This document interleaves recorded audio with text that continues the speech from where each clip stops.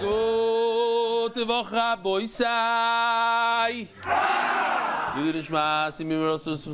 Bas Mordechai almost said the whole thing in Hebrew. Rabbi Isai, we are holding like 20 lines, 18 lines from the bottom of the Nun Omid Beis.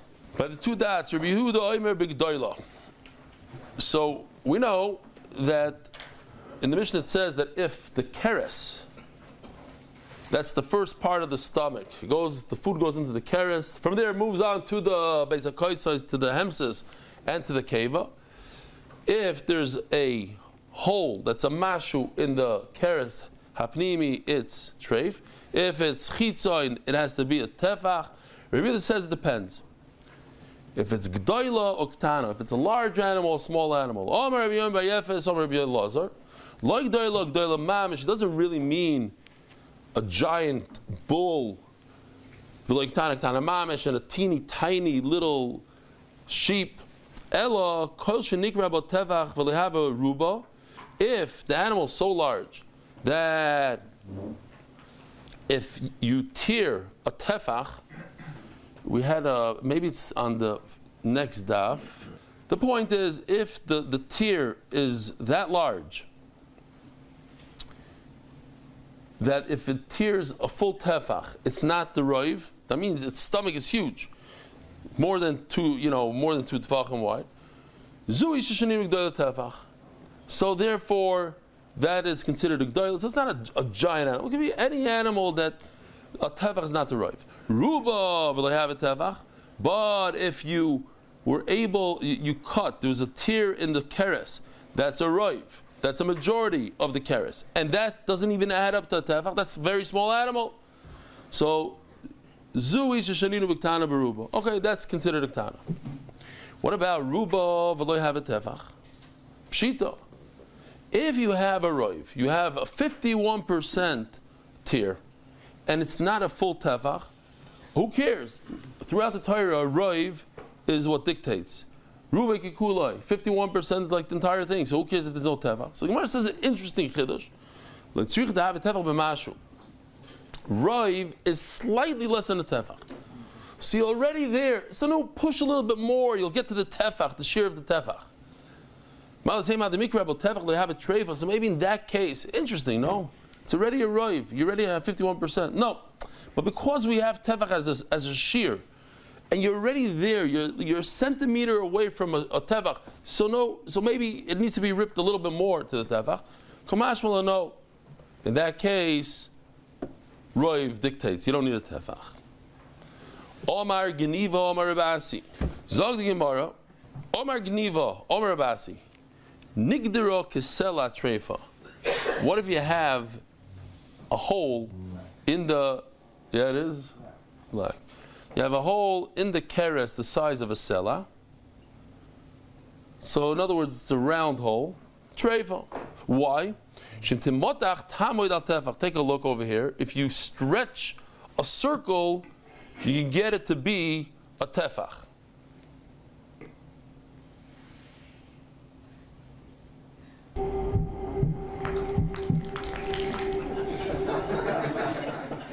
All right, I have no idea.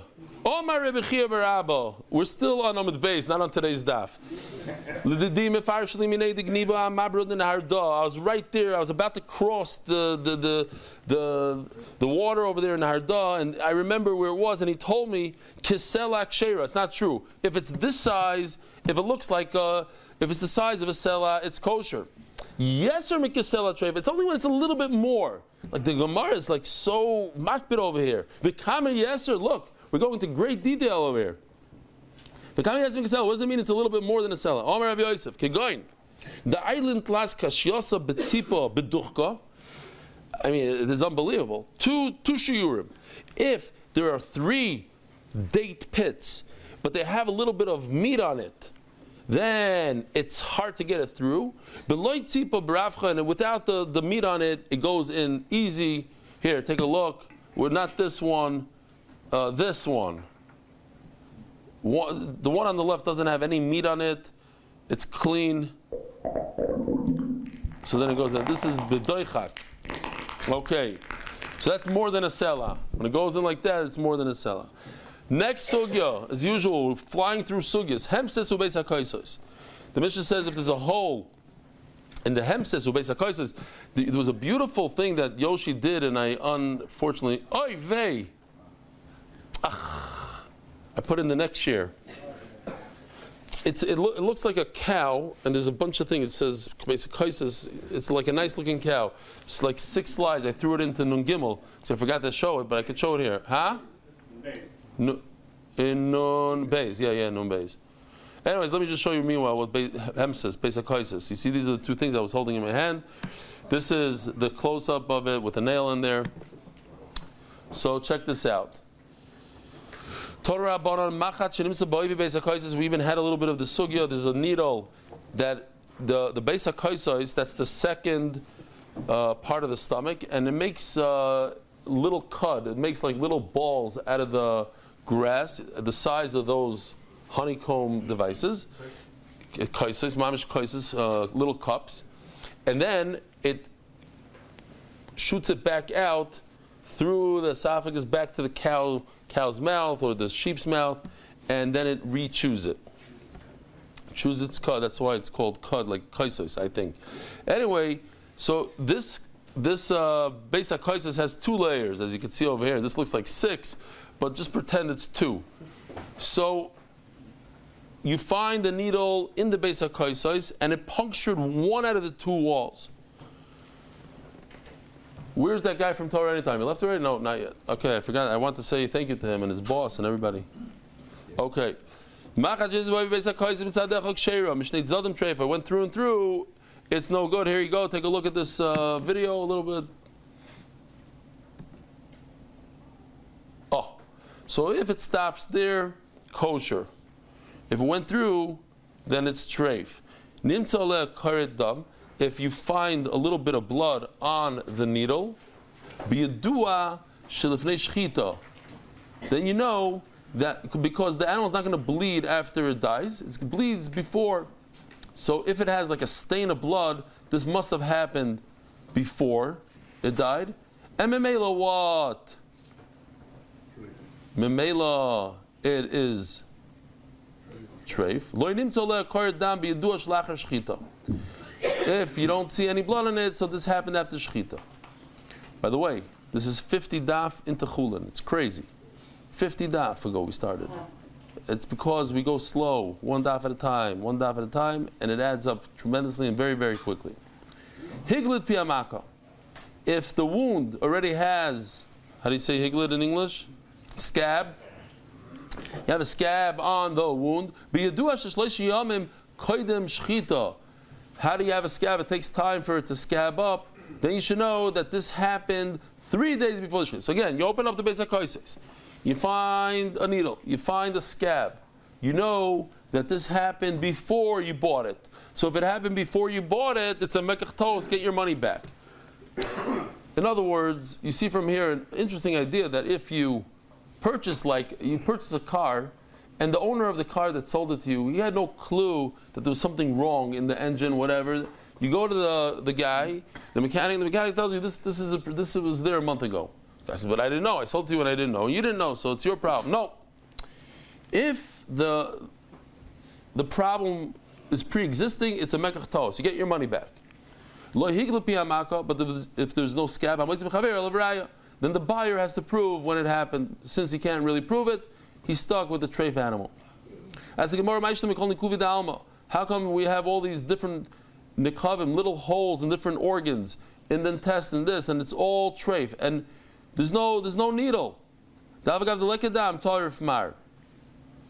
no blood, and it's treif. How come by a needle you need blood? There's nothing for the blood to catch onto. When you have a piece of metal, then you have good reason to ask the question, why is there no blood on this? And if there is blood, that's your indication. If this wound occurred before the shechita, it would have had some blood on it. So now we have a story. Oh, you should know, Abaya, there's a big Talmud Chacham that came from Eretz Yisrael. V'amar Rav Avira Shmeini, and he even said his name is Rav Avira. According to some opinions in the sugya, if you read it the way it is, comes out that Rav Avira is hundreds of years old. Why? Because he's going to say a story. V'amar Maisu Bolifnei Rebbe. A story happened in front of Rebbe. Now, Rebbe was a Tana. From the last Tanaim, he wrote the Mishnah. Abaya is an Amayra, like the fourth generation Amayra. So how did Rav Avira see Abaya and talk to Abaya? Must have been very old. What's the story? There is a needle that was found in the Beis HaKosos, literally this picture. And Rebbe said it's treif, even though it didn't go through and through. And the Brisa says that it's kosher, because it went through one wall, not both, kosher. So we got a big problem here. Rebbe says that it's treif. Abai couldn't believe his ears. Abai knows the Brisa. Abai knows that this is kosher. How in the world could Rav Avira say that it's treif? Shalach lei. So he says, Rav Avira, I want to meet you. Tell me the story. Lo yasel gabei, 5 timan. No way, I'm not coming. Also, little gabei, you know what? I got to figure this out. This is Torah. This doesn't make any sense. I'm going to go to you. So he goes to him. Havakoya Igara. Rav Avira's on the roof. Omar, I already came. I made the whole trip here. Neichos mar v'neisi. I want you to come down and tell me what happened. Loi nochas. Not very nice. He didn't come down. So he went up there. So tell me what happened.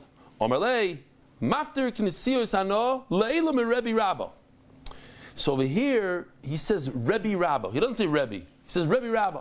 Rashi says Rebbe Rabba means Rabbeinu HaKadosh, Rebbe Yehuda Anasi. It's talking about Rebbe. Others say no, it's not. It can't be Rebbe. Rebbe, and the fact is, it doesn't say Rebbe. Throughout Shas it says Rebbe.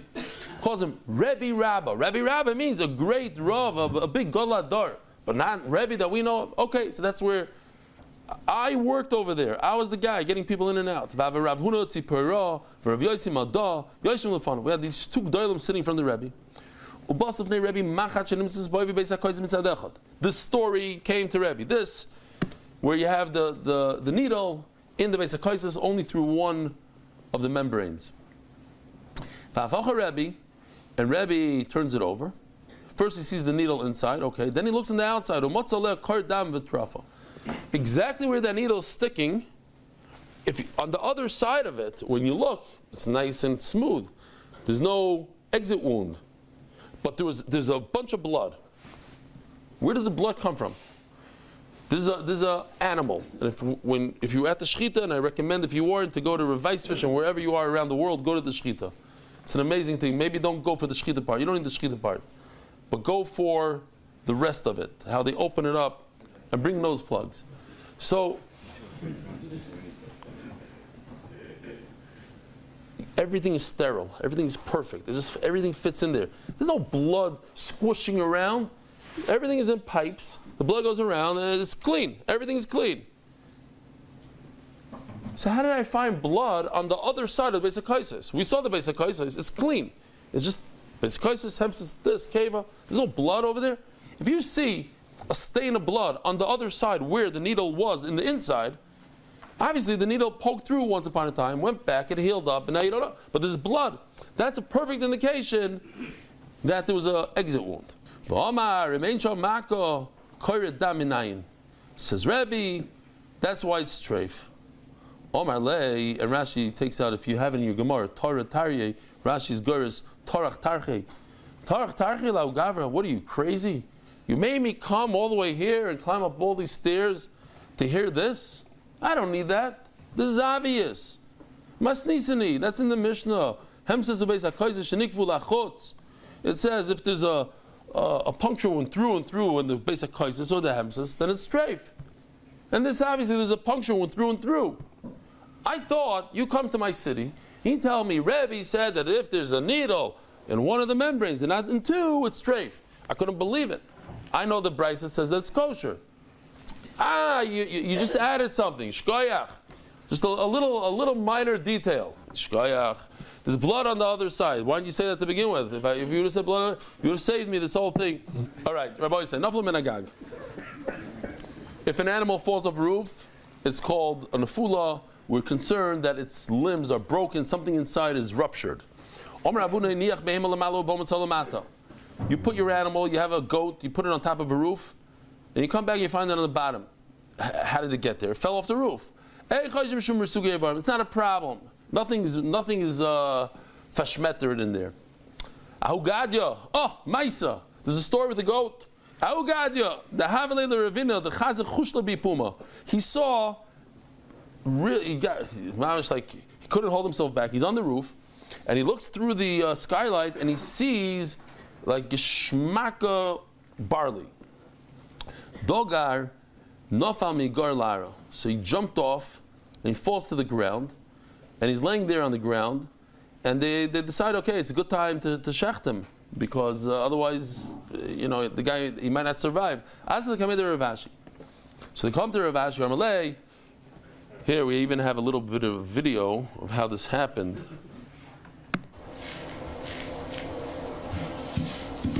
It's like not a hot. The skylight is a little off over there, but.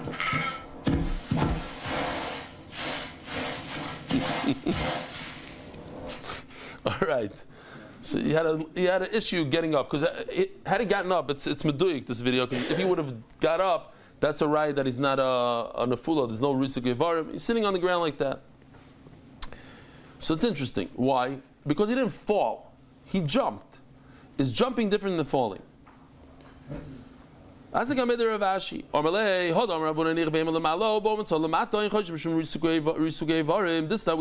we said that if you leave an animal on a roof and you come back and he's on the bottom, we're not concerned.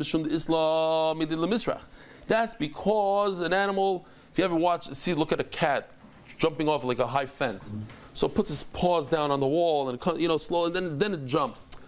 Over here, it jumped through the skylight. There's nothing for it to catch on. If it's using the wall as some sort of a brace / it slows down the fall. Okay, but over here, v'hai lesli midi lemisrach. Over here, there's nothing for it to catch on. It was a complete fall. On the other hand, you could say mishum da'am denafsha. An animal is good at checking distance. No. Animal has the ability to gauge distance, and don't worry about it. It jumped off the roof and knows what it's doing. It's not a treifa.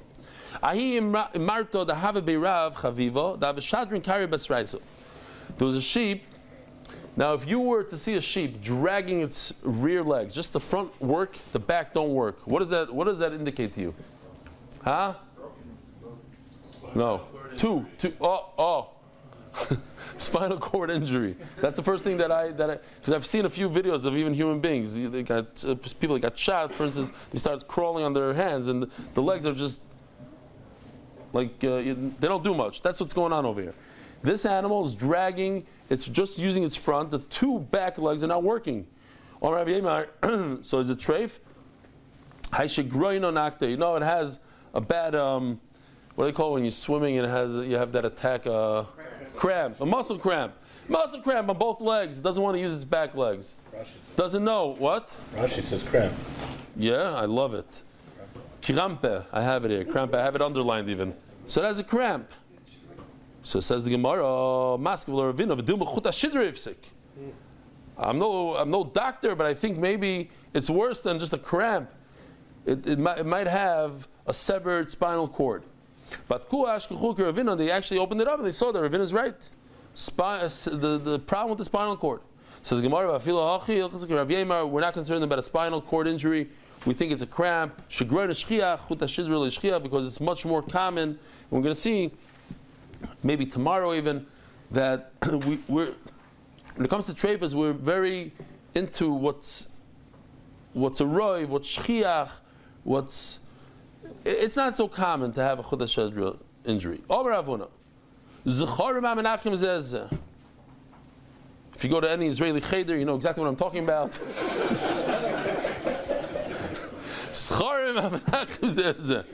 Two males beating each other up. and one gets thrown to the ground. I mean, this guy that fell off the 6,000-foot cliff is a little bit of a risk. Maybe some of his ivarim got merusuk, but we're talking about just, in the ring, and he falls down. It's not a big deal. The mitzvah of a guy, he's screaming in pain. He's crying. It's a little hot in here. It's a little. It's the heat that's causing it. Yeah. Enough la'ara, but he falls to the ground. These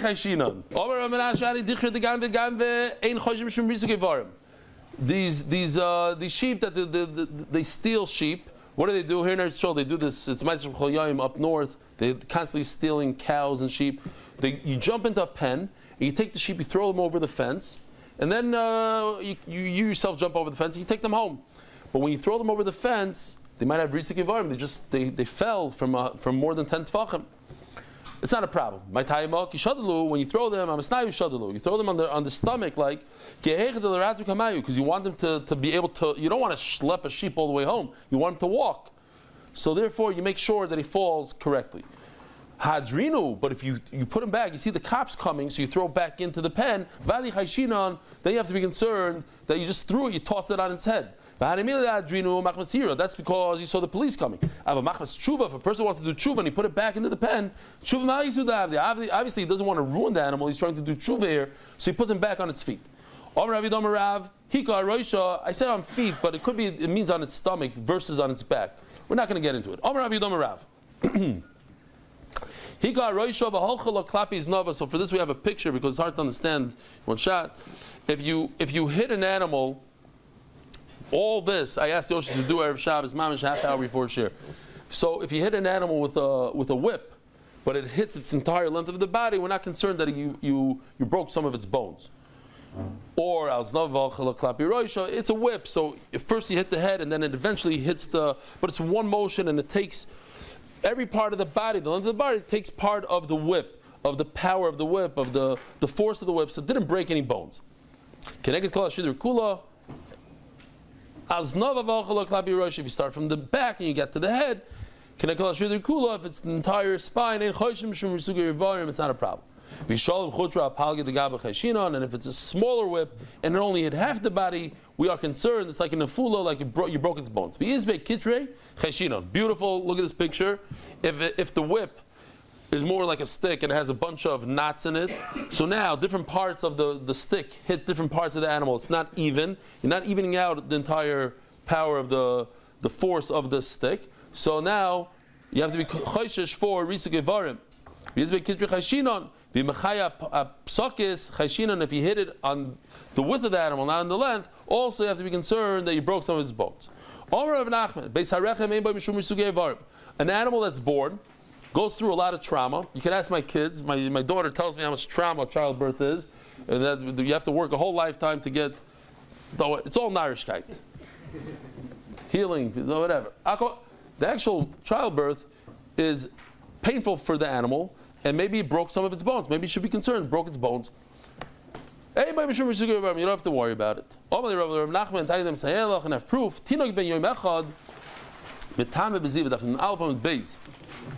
Ziva is a certain liquid that comes out of the body it's like a disease, and if it comes because you have a good reason why it came, you traveled, you're sick, then that's not Ziva.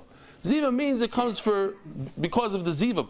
Now, if a 1-day-old could be Tomei with Ziva, what does that tell us?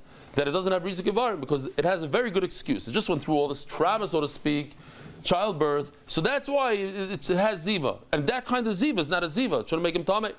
It says in the Torah, that's come from the flesh and not because of some sort of side reason. Childbirth should be a real side reason. Elamai, childbirth is not a big deal. No, not a raya, because maybe this 1-day-old that has ziva is because he's born with a C-section. Okay, so this is just a build-up to the checkmate, to the end of the sugya. Tashma, another raya. Egel shenoil biyantiv, shechet enoisa biyantiv. A calf that was born on yantiv, you could check it that day. Now, if it's in a fula, if it has risik ivarim, you shouldn't be able to shecht it that day. Why? Risik ivarim, you have to wait at least 24 hours. How can you shecht it that day? Another problem is, this is just a pun, you should say. Noilad. If it's born on, but it's not noilad. Why? Because it's ready to be eaten. Even before Yontav, it's ready to be eaten. Through its mother, you can check its mother. So once again, I'm going to answer that the reason why you could eat it and check it right away is because it doesn't have risik ivarim, because it was born through a C-section. Toshma. Again, we want to prove, is childbirth something that will cause... Look, in fact, we spoke about it. The skull folds. That's why you have the soft spots. How many soft spots are there on a skull? Anybody know? Doctor, how many soft spots? 2. Very good. You listen to the shear. No, just kidding. It has, a baby has 2. Everybody's familiar with the one. The same exact one, same size. You have to be very careful on the back. Why? Because otherwise it wouldn't be able to be born. That's like kind of squeeze, fold. So isn't that like a risik ivarim kind of thing? Toshma. Egel shenoila beyond. No, sorry. Toshma. V'shavim shim noila. We're holding like 6 lines from the top. V'shavim shim noila. We're talking about a bechar. Now, in the time of Beis Hamikdash, a firstborn, you bring it to the Beis Hamikdash and you shecht it. You eat it. In our days, you give the firstborn to the kohen. How could he eat it? There's no mizbeach. So you wait until it befalls a mum. How convenient! It was born with a mum. Beautiful. Now you can get to eat it. You're allowed to eat it right then and there. So how can you eat it that day? It has risik ivarim. So you see from here that there's no risik ivarim from childbirth. But and this is where the Gemara wanted to go to. Over here, you can't answer that this animal was born with a C-section. Why? You can't say that. Then it wouldn't be a bechar. A bechar is only natural birth, not from a C-section. It wouldn't have kedusha. That has no kedusha. So says Gemara, you're right. The reason I'm allowed to eat it, it tried to stand up, and memela, that's why it proves. Typically, you have risik ivarim from childbirth, but if you're able to prove that you don't have risik ivarim, how? By trying to stand up, then you don't have risik ivarim. But childbirth might, yes, cause risik ivarim. I don't know. They'll take an animal, put him on like a table or something, and then push him off, so that he falls on his back, and then you can shecht him. You can't shecht an animal that's standing up, and it's very dangerous. That's not considered risik ivarim. Ahu Taira the Nafal, there was a bull that fell. You heard him groaning and screaming. He bought the best of the best meat to show that's not a treifa. We also had him also in a different daf, like 20 days ago, that he bought the best of the best meat. How do you know this? As he's falling off the table, he knows how to balance himself that he doesn't get banged up, and he uses he digs his nails into the table, and he's fine. If an animal stands up, you don't even have to wait 24 hours. You're allowed to shecht it, but afterwards you have to check the spine, the ribs, make sure that he doesn't have anything broken. But if it walks, you don't need a bdika. You do need a bdika. If it just stuck its hand down, wanted to stand, or showed that it wanted to walk, so that's considered like walking. They worried, they went home. Here we go. So if it just shook itself up to stand up, even though it didn't stand, they take this line out because it's just the poskim of later generations, not part of the Amirayim, but we'll say it anyway. The halacha is, if an animal falls off a roof not knowing, so that's a real risik ivarim, because it didn't have amda, didn't like see how far it's falling. Va'amda with an ayin, the first amda is with the aleph. Va'amda, and it stood up, v'loy halcha, and didn't walk. You need to check it to make sure its spine didn't break, its ribs, but you don't have to wait 24 hours. But if it didn't walk, fine, we'll stop over here. Rabbi Sai, have a wonderful week, a wonderful day. Shkoyach for coming. A good Voch. Merit the schus of spreading Torah throughout the world. Sponsor a shir today. MDYsponsor.com or sponsor at MDY.com.